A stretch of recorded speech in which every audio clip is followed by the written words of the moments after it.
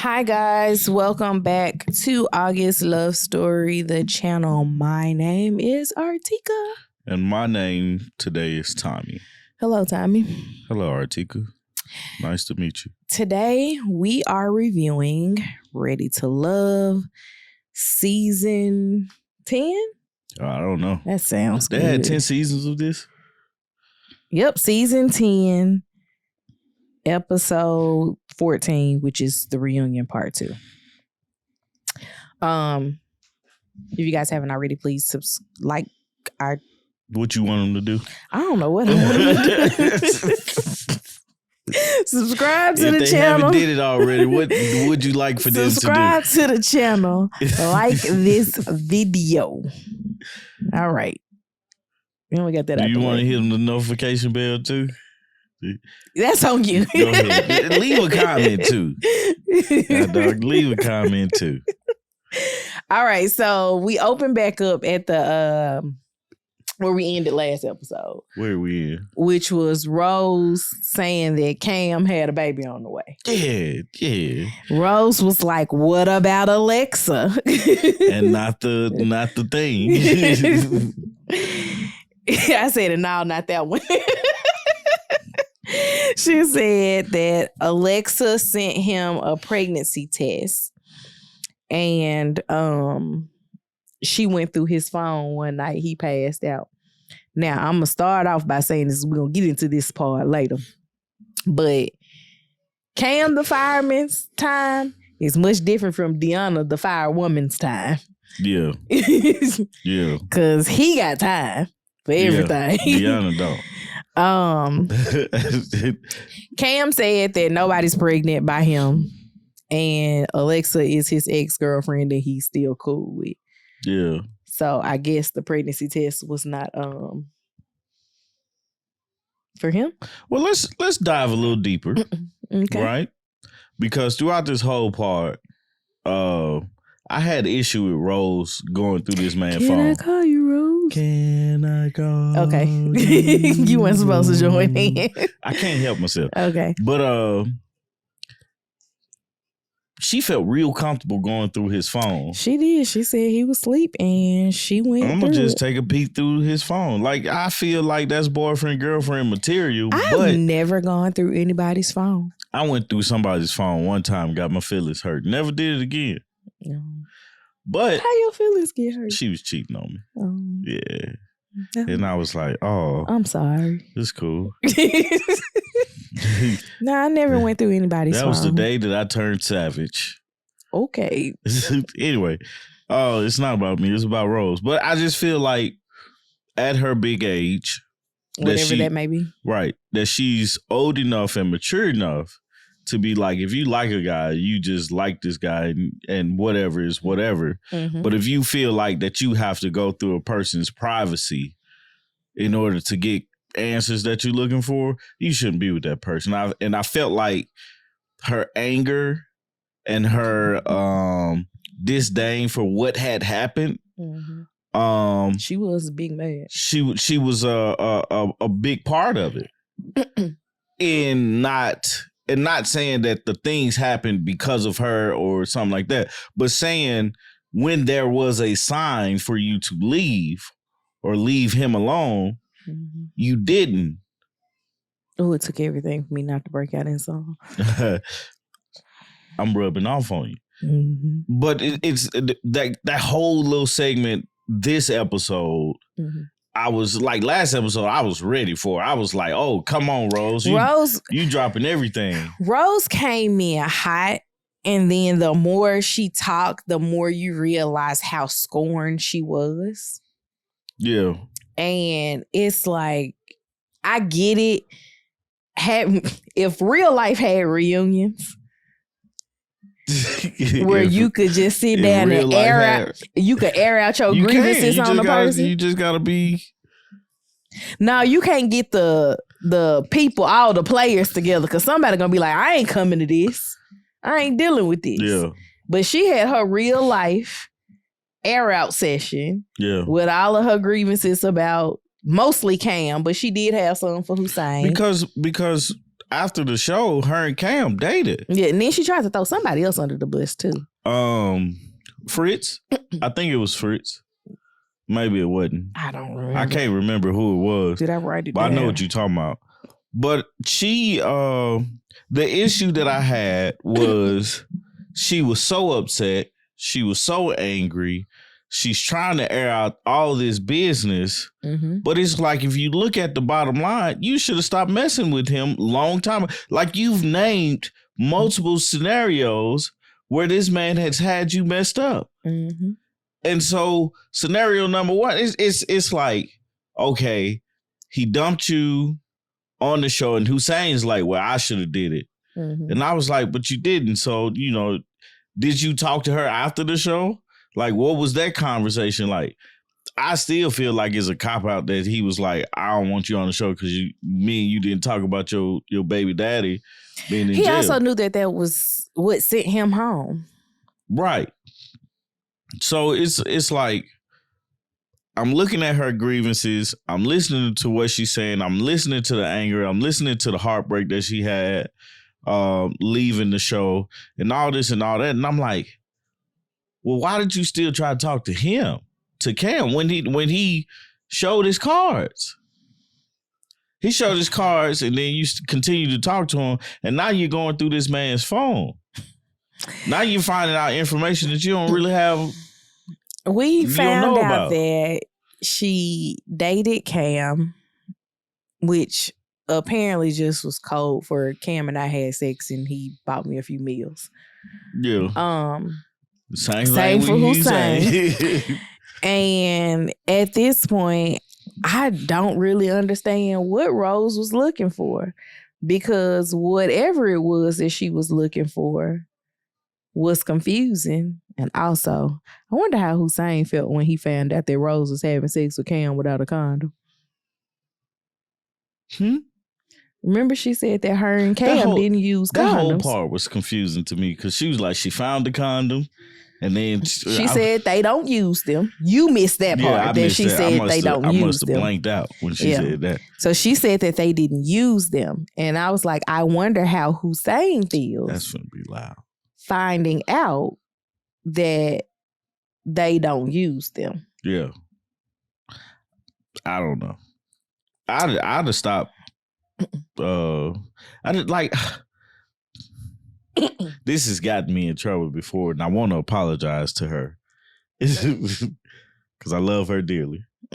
But I just, you're looking for something, you're looking for love, and it gets confusing when you involve sex. I strongly believe that it gets real confusing because it's the chase of it. Yeah. Well, when we got the cat, man, what else is it that we want? Not Rose, apparently. And so that's the thing, that's the big thing. So you got anything else for her? Mm-mm. Next was the Eddie package. Rose said, that's who the other person that she threw under the bus was, Eddie. She said that Eddie had a girlfriend throughout this whole process, and he still got a girlfriend now. And Eddie looked at her and was like, I don't know what you're talking about. I liked Eddie on the reunion. Yeah. I ain't he didn't really have this personality on the show. Yeah, I ain't really paying attention to him on the show, but on the reunion, man, Eddie was all right. I don't know what's up with Rose and why she's so scorned by all these guys, that she feels like she needs to like let all this out. But I'm like, Eddie didn't do nothing to you. Yeah, I don't know. I didn't pay attention to Rose even talking to Eddie. So they, in this Eddie package, they flashed to when Coley tried to kiss him at the block party. And he was like, nah. And then she was on the couch. Her being out there was pointless, because she was just like, I won't try to date someone the second time. I'm like, he didn't date you the first time. Right. Not for real. Nope. And you just tried to kiss him, and he was like, "Nah, I don't want to kiss you." And then she winked at him at the end. And Tommy was like, "Are you winking at him?" Carly like Eddie today. Yeah, but she said she isn't a second chance person. I don't know that there was truly a first chance effort. So it wasn't a strong effort. For her to say a second chance person, it just all seemed confusing. Yeah. Completely across the board, I got nothing out of this Eddie package. I did figure out all the girls liked Eddie. Eddie's a handsome guy, but he also, if his personality off camera was the personality that he showed at the reunion, I could also see why people would want to talk to Eddie outside of him. Because, you know, some people are just attractive people. And once you get past them being attractive, you be like, get out my face. Eddie is a person that you could at least continue to have a conversation with, regardless of if it went somewhere or not. Next up was Kiara and Jay. Kiara stated that her frustration started with Sahara and Jay and the legs being intertwined. And she said she didn't know that they had a connection. And Sahara was like, apparently we didn't. No, Sahara was like, she had a connection and he was her top. But he didn't have a connection. Like, we didn't know that. Yeah. He didn't have a connection. Sahara did. Right. She said that it was Jay's fault.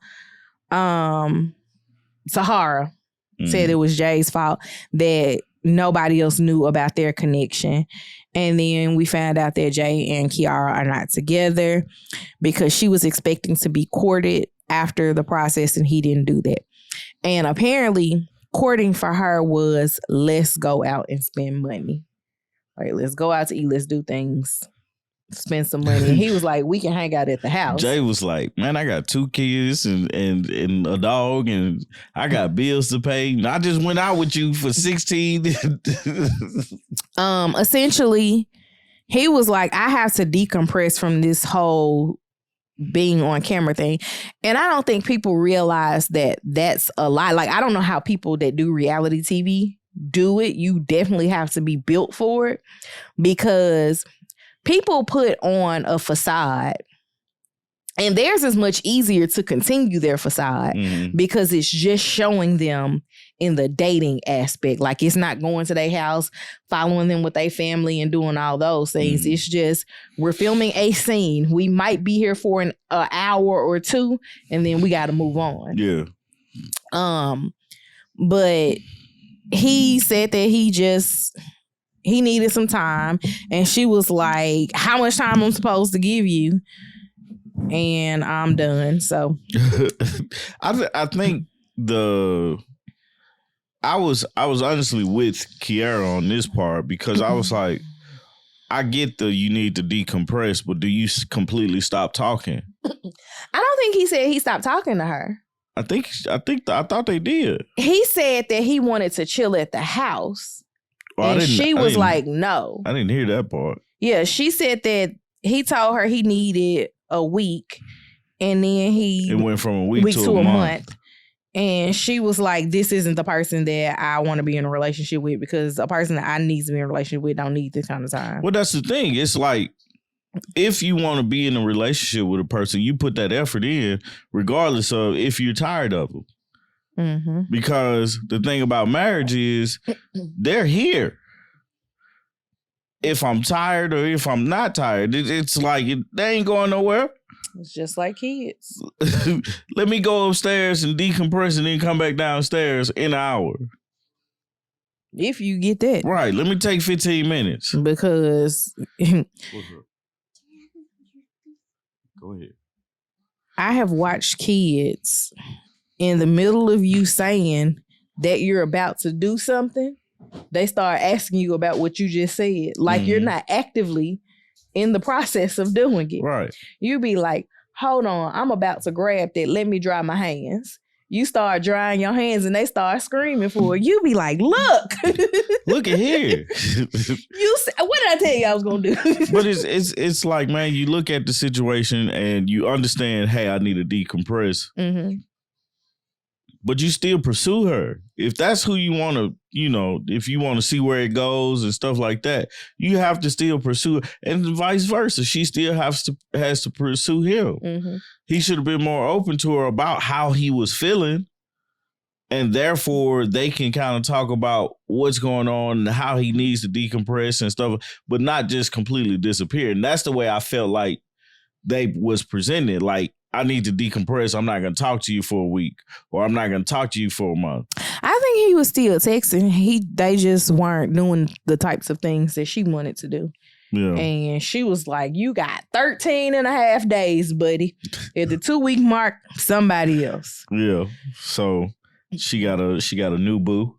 Mm-hmm. And he's not my man. He's just my man. Yeah. They're mad at each other. I don't think he's mad. I think he is. Why do you think he's mad? They did I think Cisco and somebody else was sitting there. Cisco said something about her having another dude. Mm-hmm. And is he all right? He was like, man, I got bitches. Excuse my language. I didn't hear that. Yeah. It must have been a time when Quad invaded the room. Had to be. But it was like he said that, and then he was like, just that bravado, macho man. I don't care what she do type of thing. But deep down, he like, dang man, I messed that up. City boys down. Yeah. So, but I think I never thought that things would work between them after the process, because he's too big of a flirt and she's too possessive for him to be a flirt. Honestly, I thought they would. I thought like once they got into, because I understand that the reality show of things is one part, but then when you get back to your everyday life, you can kind of groove it back into like each other, because you have to slow down tremendously of what you're doing, and now you can pay attention to a lot more things, mm-hmm. And stuff like that. So, next person. Deanna. Deanna wants to be alone. There's no way around it. Absolutely. She don't want a boyfriend. She don't want a husband. She don't want a significant other in her space. She just, when she's bored, she wants to be able to have somebody at her beck and call. Mm-hmm. And at that point, be done. Now, I understood Hussein, because she tried to make it seem like Hussein was being completely irrational when he was like, your job is not more important than other jobs. As the daughter of a fireman, I know that they will make time. Watching Cam shows me that they will make time for what they want to make time for. Deanna does not want to make time for a relationship. Therefore, she deflects it and makes it seem like her job is keeping her from being able to make a deeper connection with a person, when really it's her. She just don't want to do it, and she needs to just realistically own up to that. That's not what I'm interested in. Or devil's advocate here. Okay. She could understand that she's an emotional being. Mm-hmm. Like, as far as like, she wears her emotions. People are more emotional than others in some instances. Mm-hmm. And I got both sides. I completely understood what Hussein was saying, because yes, even though you have an important job as a fireman, mm-hmm. or firewoman, I don't know how you firefighter. My job is just as important to me. Mm-hmm. And that's what I'm saying. I got what he was saying in that regard, because we could look at nobody shooting at a fireman like they are at a police officer. Right. Police officers are still able to have relationships. Right. They got wives. They got kids at home. They're not saying it's going to take me 3 to 6 business days to return your text message. Deanna is emotionally unavailable. Right. And I think she likes it like that. Mm-hmm. But then also, I I'm unsure that Deanna understands or wants. I ain't gonna say she don't understand. I don't think she wants a relationship, a traditional relationship with a person. Mm-hmm. Just because Eddie shot his shot, right? Mm-hmm. Scored. Mm-hmm. He almost fumbled it at the end. Mm-hmm. We'll talk about it later. Mm-hmm. But Eddie was, shot his shot. But Eddie's looking at it as Deanna's a beautiful person. Mm-hmm. Body, everything. We're gonna go out on a few dates. She needs to let these wigs go. Yeah. I like her with the low cut. She looks so much better with the low cut. Like that suits her. Yeah. It's kind of like handshake forward and everything. It's kind of like Amber Rose. I can't imagine Amber Rose having hair and being the person that she is. She's a striking beauty with short hair. Right. I think Deanna short hair suits her. Stop with these wigs. Absolutely. And so Eddie's looking at it, or I and through my lens, Eddie was looking at that situation as, I'm gonna take her out on a few dates. I'm gonna break her back in. I don't have to be committed to her. She's definitely the person that you know how they describe, like in movies, a perfect example is like Eddie Murphy's character in Boomerang. Yeah. The guy that's climbing the corporate ladder. Yeah. He just want to knock you off and go on back to his house. Yeah. She's the kind of woman for him. Absolutely. I can take you to this event. You're not going to act crazy. Yeah. You're not going to act a fool. But when it's done, you go home, I'm going home. But the thing that I don't think most people realize is the saying that we make time for things we want. Mm-hmm. Right? So let's just say Eddie and Deanna go out on a date. Here it is. Deanna gonna send Eddie a text message every day. Mm-hmm. Just out of pure, what you doing? Mm-hmm. Just out of pure, I'm thinking about you. But those are things that you have to allow yourself to happen. It sounds dumb when you say the things that she say. Mm-hmm. I don't want a person to text me every day. Yes, you do. You want somebody to care about you, because all of us want somebody to care about us. Like, I never thought about communicating with a person on a daily basis until I had an ex who refused to communicate on a daily basis. Mm. And it wasn't from the very beginning. So that already made it sketchy, because if we're talking to each other every day, no more than 30 hours going before we hear from each other, and then all of a sudden you need time, you don't need time. You got something else going on. Right. She, I believe, has probably put herself in a position where somebody else had something else going on, and to shield herself from heartbreak, she's like, I don't need those things. But if you feel like you don't need those things, then don't be out here saying you looking for a relationship. Yeah, because that's like that's not a relationship. I look at our relationship. I can count on a number of hands. I can count on my hand, probably one hand, how many days since I started texting you that we didn't text each other or send each other a message or call each other. I don't think there has been any. I don't either. So she's turning it down.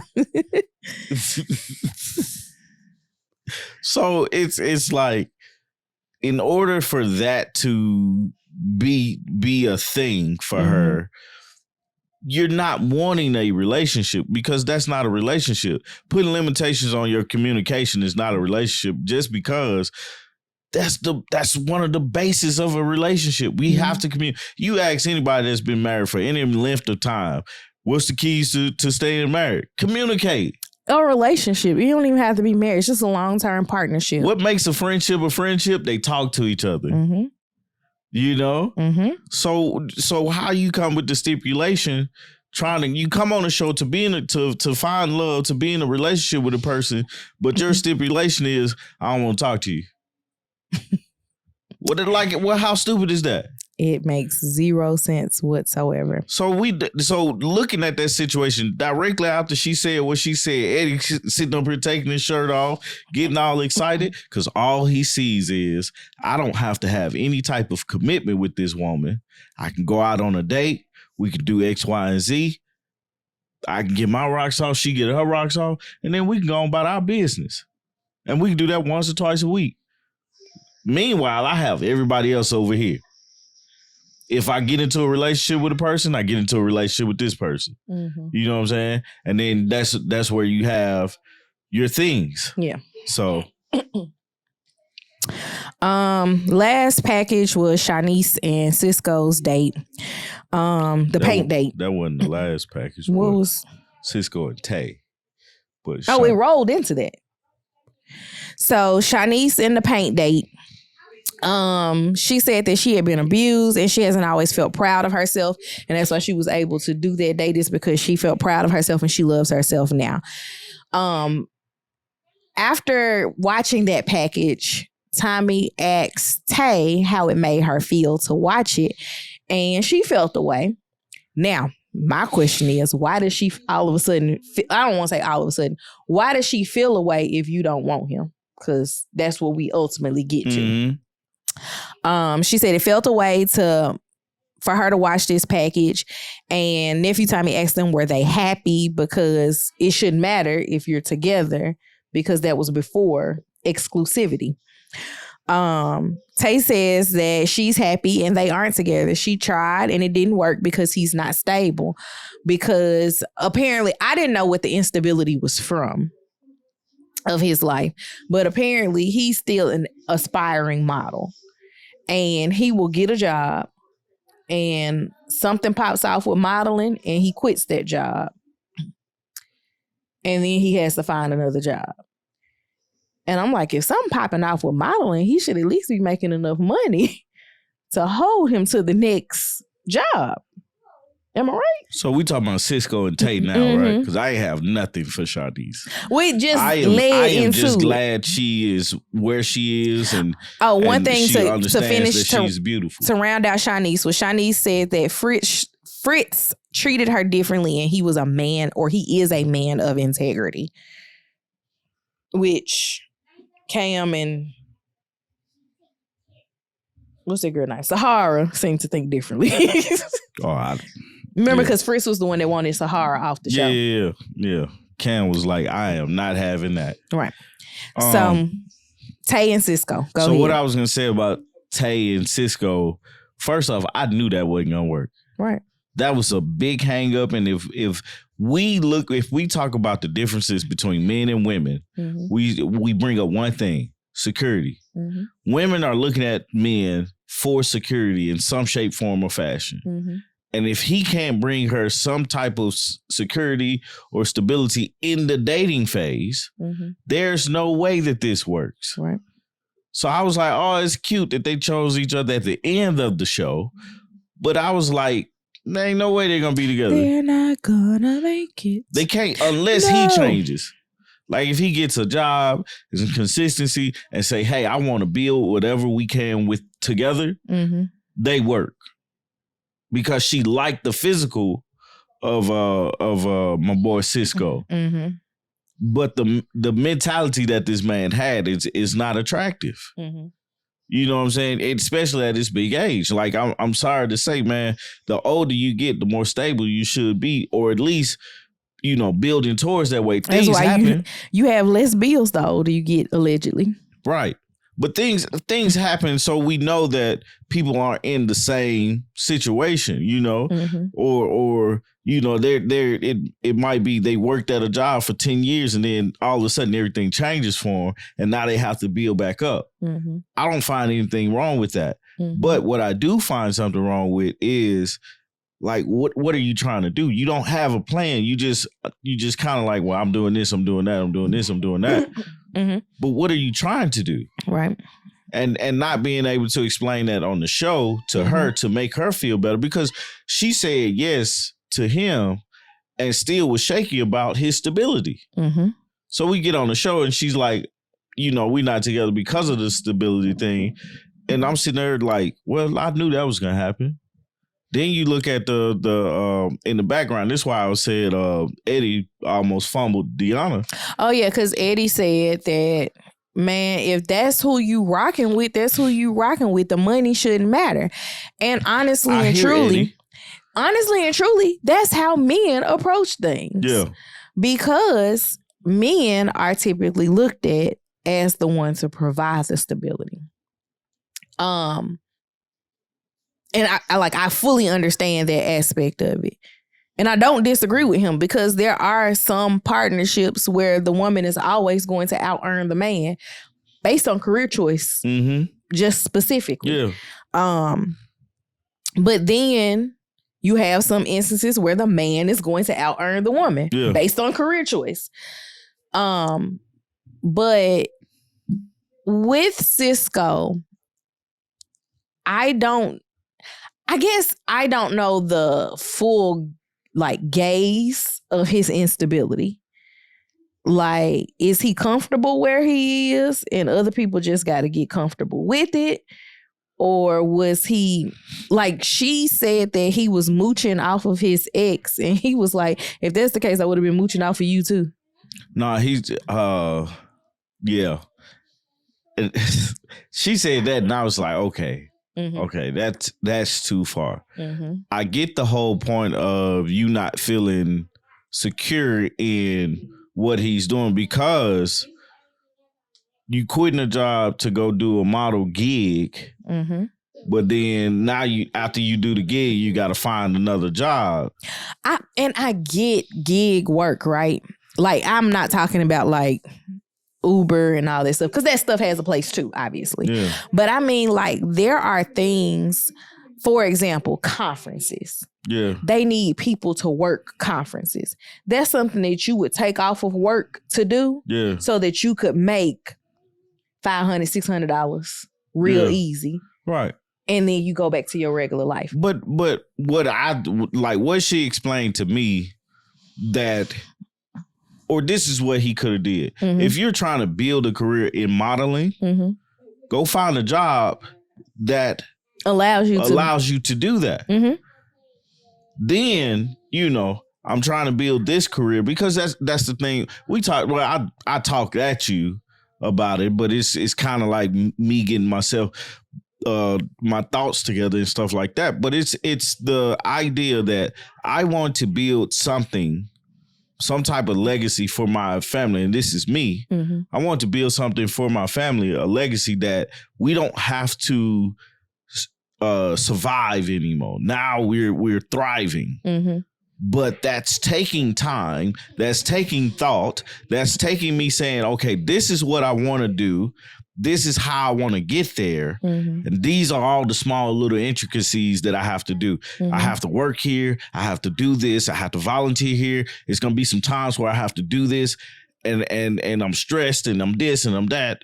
But then for him, the way she made it seem like he wants to build a career in modeling, but he's working at the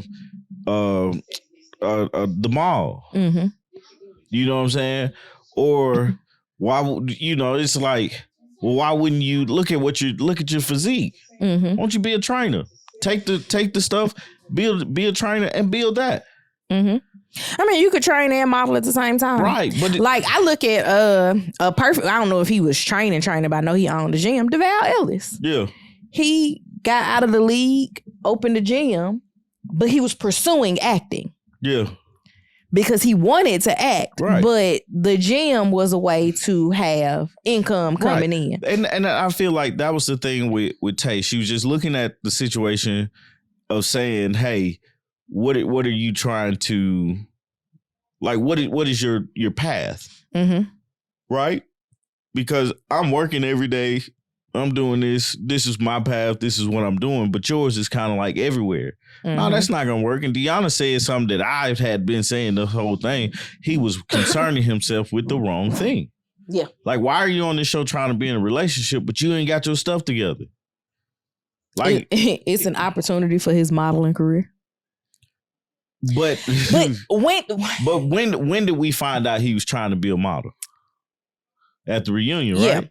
But I'm saying it's usually an opportunity for a modeling career, or I shouldn't say modeling career. A lot of people get on these shows to springboard being an influencer, doing acting, like something like that. Like that's why people come on the shows looking like an opportunist, because they don't know how to figure out a way to balance it all. Yeah. To be like, nah, I'm really here for a relationship, knowing that they lying. Because, I mean, like, he could have been on there for a relationship, but like Deanna said, he shouldn't have been on here looking for a relationship. He should have been, like, trying to figure out more how to build your career. Mm-hmm.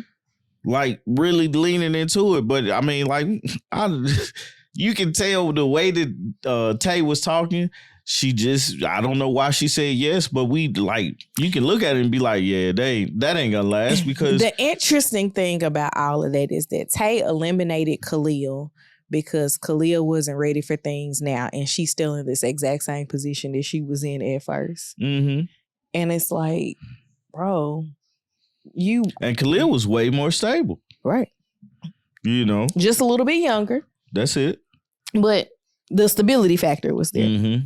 I don't know. It was confusing to me. Did you have anything else for them? Eddie was saying having a lady makes him go harder. Mm-hmm. I was like, that's stupid. I don't necessarily want to say that it's stupid, but I likened it to people saying that they go harder for things because they have kids. He's putting a woman in the position of family. Yeah. Well, say that, because it's different for my wife or a girl than a girl I just met the other day. Like if I like this girl, yeah, I'm gonna be like trying to get with her and be with her and change some things about my life. He's gonna go shoot some layups so he can have some money. Right. I don't know where I'm going with this. Let me go do something if I like her enough. But I mean, that's not gonna be the why that I do something. Mm-hmm. Like the why did I do something now is because of the people that have my last name. Mm-hmm. You know. Go talk to your mom. I'll be done in a minute. Then I'm giving you a hug. Okay, go ahead. Thank you. Bye. So it's that thing, you know. Yeah, that's all I have though. This like they have to give them something to actually be successful in just relationships, because but that doesn't make for good TV. It doesn't. But it's like you're right. You're right. I mean, I feel like that's part of the issue with the meltdowns on Married at First Sight too. Like it's not gonna make for good TV if you just if you be sane. Right. You gotta be a good person. Deanna's who also be like, he's a stranger, I don't know him. Deanna's way of thinking, I'm like, that just doesn't work for a relationship. And Deanna made it almost to the end. She did. As a person who doesn't want a relationship. Right. So Sahara made it to the end. Right. And then said she chose herself. Knowing she wasn't supposed to be. She got eliminated the first day. Twice. Was it twice? She was in the bottom at the first mixer and at the second mixer, I believe. She was at the bottom of the second mixer, but she got eliminated. Yeah, and they let her choose to come back. Yeah.